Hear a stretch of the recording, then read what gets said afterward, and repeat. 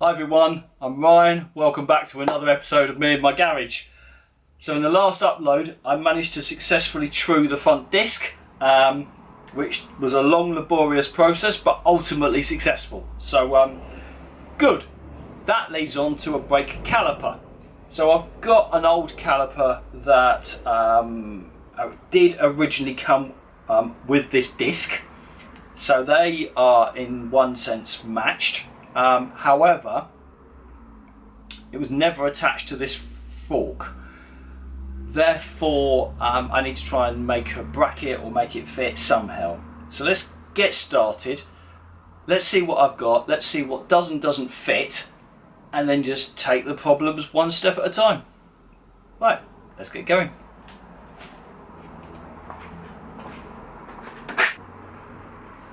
So this is the caliper I've got, which has actually got a make of AJP, which I was confused by because I don't believe for a minute that this wheel originally came off of an AJP bike. However, maybe they make calipers for someone else.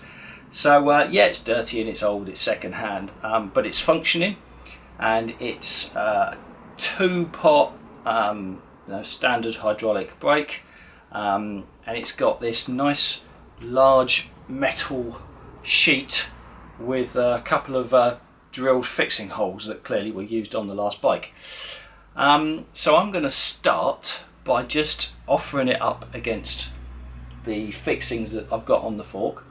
I'm sure they won't line up or fit in any way, but let's see where we are, because theoretically I can drill and tap into this sheet at a different point if appropriate. So I'm just going to offer it up, see where I stand.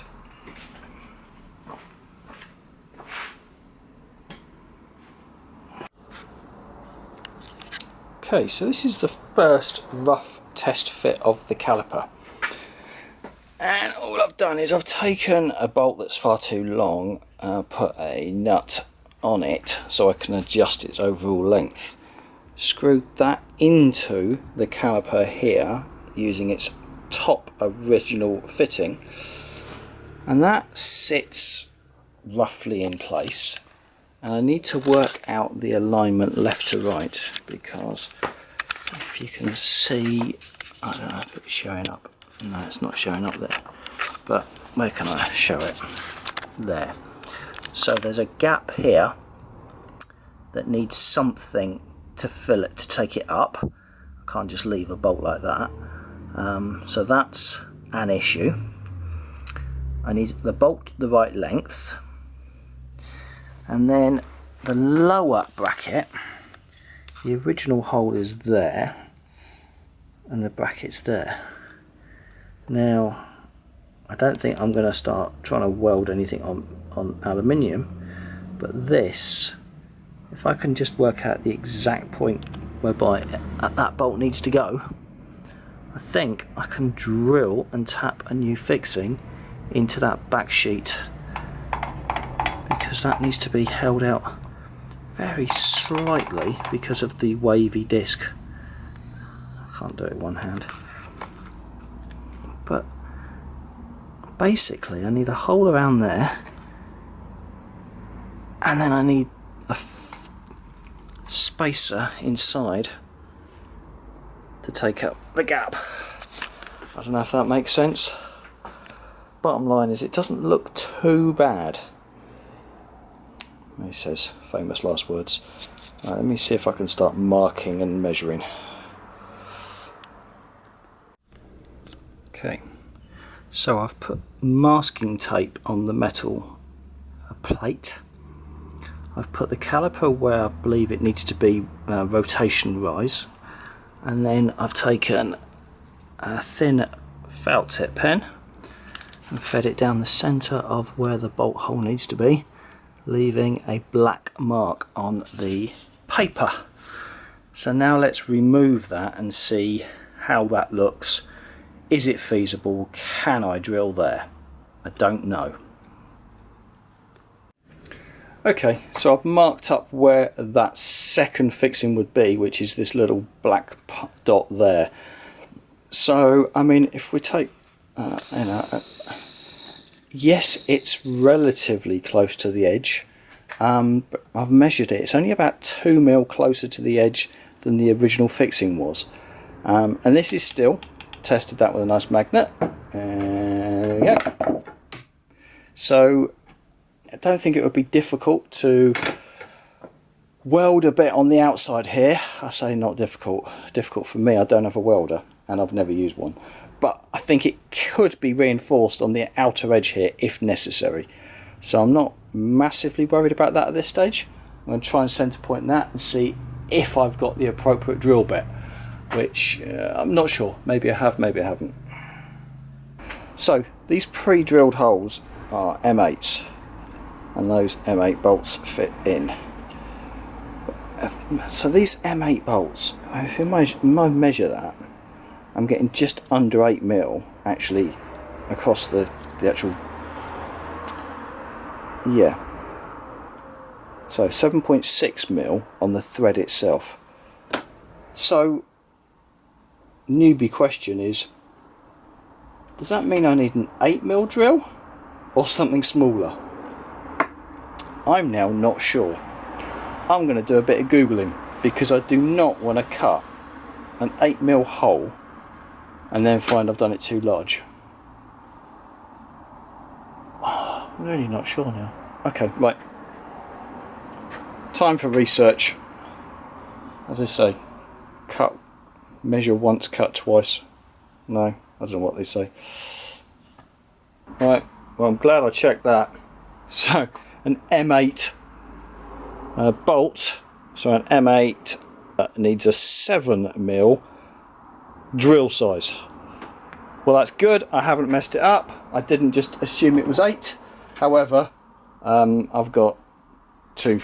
Yeah, I don't. One way or another, I will get a 7mm drill bit, and then I will proceed. It'll be a sheer moment for you, but it might be the next day for me. Okay, it is now the next day for me, not you, clearly. And I'm going to get myself a 7mm drill bit. I had 6, so I've drilled it out to 6. Now I'm going to take it out to 7, and then hopefully I can then tap that out to an M8. Right, let me give this a go.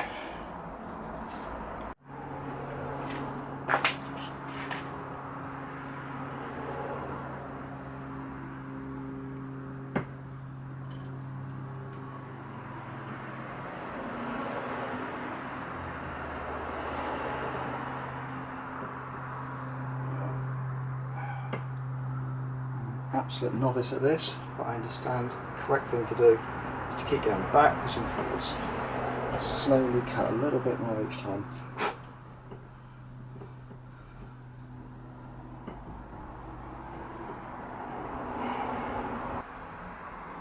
Okay, and let's try a bolt. Wunderbar. Cool. Now, let's give that a little offer up to the bike, see how it looks. Right, well, the caliper bolted straight on first time, which shouldn't be underestimated for me. So the bolts are in a line. There's no spaces in yet, so the caliper is still free to move left and right. However, it's on. It seems to be aligned correctly with the disc in its current location, and more so, actually, so as I said, it's still free to move a little. That's actually the right way as well. So there's still movement. There you go. But alignment aside, it's working. So now I need to work on the left to right alignment. Cool. Right, so I need to measure where that needs to be in the left to right axis, calculate the spacer that needs to go behind the bracket between that and the metal plate, and then try and make something up. Not sure how to do that yet, but let's think about it. Right, well, before I go any further with mounting the disc, I just wanted to strip it down, make sure it is in good working order, and I want to mount it making sure that the pads are fully retracted, because I don't want to put it in a position whereby as it tries to adjust and move the body, it can't, because I've misjudged the spacing. So I've stripped it down. It's really simple. There was a couple of pins that just go in there, and then there's a couple of covers that go over the top just to protect them. The pads have come out. They're fairly worn. I mean, there's not much left on that one. Interesting, there's a bit more left on this, so I need to make sure that it's all free and moving. And I've just ordered up a new set of pads for it, which were cheap as chips. Be here in about a week. So yeah, I need to carry on with this. I need to get these pistons to retract and then make sure they're all moving freely. Give it a good clean up. Then I'm going to try and calculate where to mount it on the bike. And how. I haven't worked out how yet. I need some form of spacer to go sort of on the edge of this disc, really, sort of protrude outward a little, so that any sideways movement is transferred through that and not just trying to bend a bolt. So I need to think about that.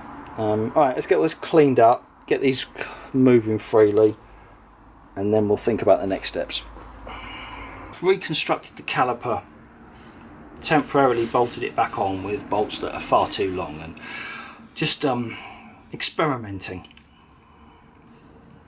And I think I'm going to have to wait until the new pads arrive. And I'm saying that because the left or right orientation of this, I mean, the whole caliper slides left or right to take up adjustment. And that's perfectly right and normal. So the positioning of this bar in relation to the disc, I think, is the critical component. Now on this brake, it's got twin calipers, but they're both on the same side, which means that when there's two full new brake pads in that, this entire mechanism will be dictated how close it can go to the disc by retracted pistons plus the thickness of the pad, which I don't know. And then as it wears, the movement of this, the thinning of the pads is going to be pulled to that direction away from the disc, because these pistons are going to move further out and retract the whole mechanism away from the wheel. So that's fine, but I don't know the position for this disc until I've got a new brake pad in it, and the one I've got at the moment is very badly worn. If I go too far that way, it won't have the full movement to retract. So yeah, I'm going to have to pause this. That's going to take a while now until I can come back to it, and then once I've got the new pads, once I know the position left and right, then what I think I'm going to do is I'm going to use some like spacing material in here, almost like a wheel spacer. I'm going to try and get it welded or brazed directly onto this steel sheet so that there is no sideways movement possible, because that steel through the spacer will be directly pressing against these brackets, and I think that's the right thing to do. Okay, I'm 100% confident this is doable, but not today. So pause this, let's find something else to move on to. Right, it's another day and I'm battling time. So I've got a really busy bank holiday weekend. Lots of things planned with family and getting ready for a few days away with my son. So with a limited amount of time left, I'm going to move on to the rear wheel, try and see whether I can get those temporary spacers replaced for these permanent ones. So let's get this rebalanced, get the wheel off, get the temporary spacers out, compare them with these ones, because I'm sure there's going to be some adjustment required. See if I can get that refitted. So yeah, that's the plan for today. So here's my rear axle taken off with those temporary spacers in them. And let's just move you in slightly. And these are the spacers I ordered. Now they were cut to length, but that doesn't mean they were cut with precision. You know, they were ordered to a size. So I need to just take these off, compare them. Don't roll off, please. Shows my bench isn't particularly level. Right, so that one needs to be compared with that. That with that, and that with that. Now, immediately, that one is pretty close, so that might need a slight refinement. That one's pretty close as well. This one needs a couple of mil taken off, and that one's pretty crucial because it goes within the brake, and in fact, it acts as a spacer in here, like that. So that one, if it's too wide, will hold the brake out too far. So yeah, definitely need to thin that one down a little. And but otherwise, they're not too bad. And they fit on the axle. I've just tested that reasonably well. So yeah, a nice thick walled. Good. It's just, I think I'm just going to use the old bench grinder a little, beep, boop, and just grind them down slightly. Okay, right, let's get on with that.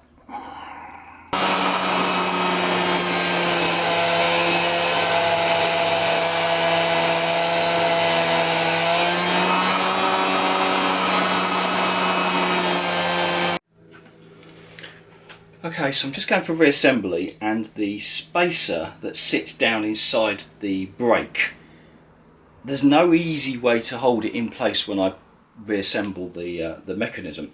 So what I've done is I've put the spacer in, and then I've just used a cable tie to apply the brake. That holds this in place. So now that's one solid section, and that should prevent the spacer from moving as I reassemble it.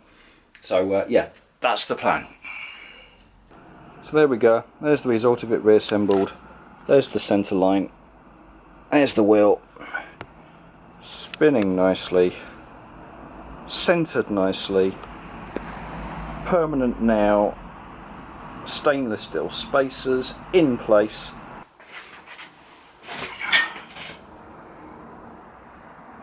Right, well that is now front and rear wheels on their permanent spacers. I've ordered up the brake pads for the front caliper, so once that arrives I can finalise the position of the caliper and get that fixed in place. Ordered up some tyres, then it's going to be a rolling chassis. That will be a fantastic milestone for me. I'll be really pleased to get to that point. And then it's just everything else that makes it a bike. So I need to start thinking about electrics, where I'm going to place things. I need to source some components.